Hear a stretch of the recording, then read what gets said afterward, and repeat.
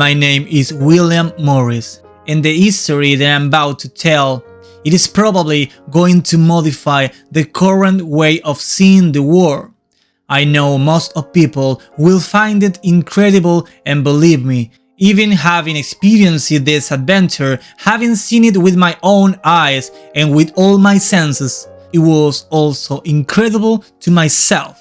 But the evidence is irrefutable for those who want to see it, and the memory is indelible. Such evidence will be presented, and science will also change its perspective. Another path will be opened in the human mind forever.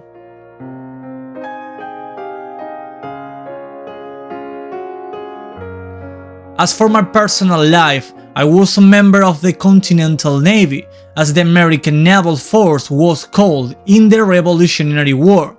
I was married to Lucy, and we were thinking of enlarging the family, but the war postponed every plan, as it usually does, with that pain that probably feel cutting the root of that shining tree that gives life to the garden. That immense pain that produces to move away from your loved ones and go to hell itself. One peaceful night, after the surrender of Saratoga, we were sailing through the northern Atlantic Ocean, rounding the islands on our way to Charleston Harbor. The full moon was the only light that illuminated our way, and during that night, thousands of histories and anecdotes arose among the boys over a little whiskey to calm the anxieties of a raw war. Even then, there was talk of James Cook's voyage and his obsession with crossing the Antarctic Circle, although it wasn't clear who was behind his funding or why the obsession. As I wasn't well steeped in the subject, the talk hadn't captivated me enough. I didn't pay much attention, and the boys went on with the histories.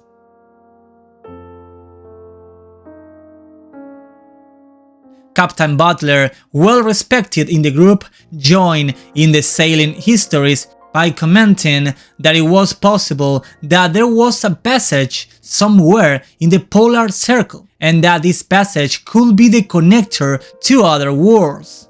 He said it seriously, without a moment of hesitation. My attention turned to him, and the 5 or 6 of us in that cabin were speechless, listening to his history.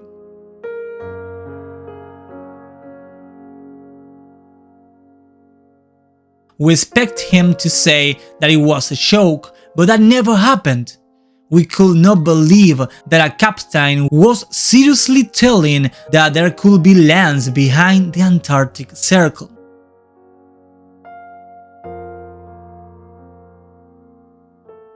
Butler also commented that he knew from good sources at the highest levels that they were researching and funding trips to penetrate the harsh climate and barriers in the southern latitudes to find possible land and perhaps civilization beyond the Antarctic continent, and that they were in a hurry to carry out these missions, as many civilian navigators were circling the area and didn't look favorably on anyone else coming along.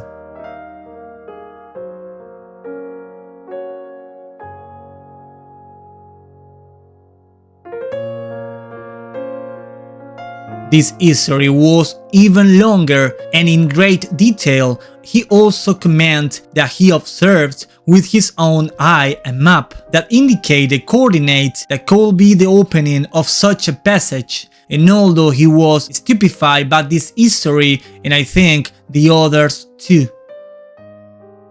The fatigue and stress generated by a war conflict could not be wasted.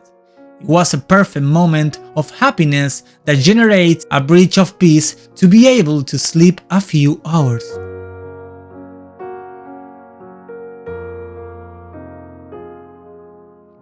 Time went by, and after the famous war, many of the ships used by the Continental Navy were rented, destroyed, captured or sold.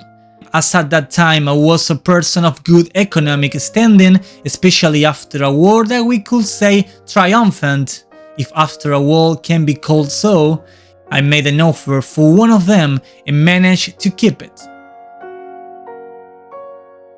Although my colleagues always scoffed at me because of that, as they say it was ridiculously high for such an old ship. The idea of the exploration trip to the south after Butler's history generated even more interest for me to bid it and keep the ship, although it needed repaired, therefore some extra money. I felt no guilt as I felt it as an investment, although I didn't know the real danger of such a trip. I needed to provide myself with a great navigation equipment. Although Lucy wasn't happy about this plan, I was planning to leave Charleston by the end of November and head with a few stops along the way straight to the Antarctic continent.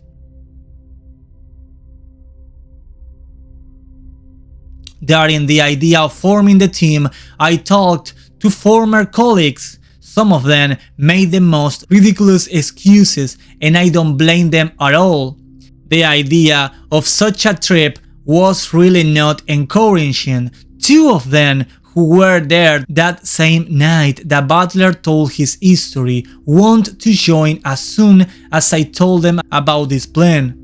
But the most difficult part was to convince Butler, who had knowledge in navigation based on his experience and leadership, and also knew the coordinates where we should go.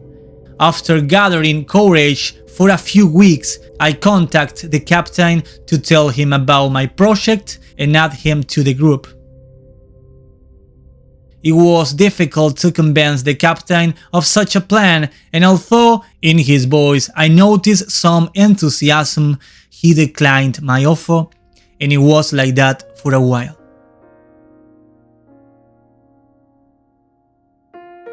Unexpectedly, on the morning of October 11th, he showed up at my house with another companion named Fent. He had maps that I had never seen and was full of documents that very few eyes had read. He told me that he'd accept the deal, but he was willing to understand that it could only be one-way trip. Then I understood that we had to take this trip professionally. The adventure was about to begin.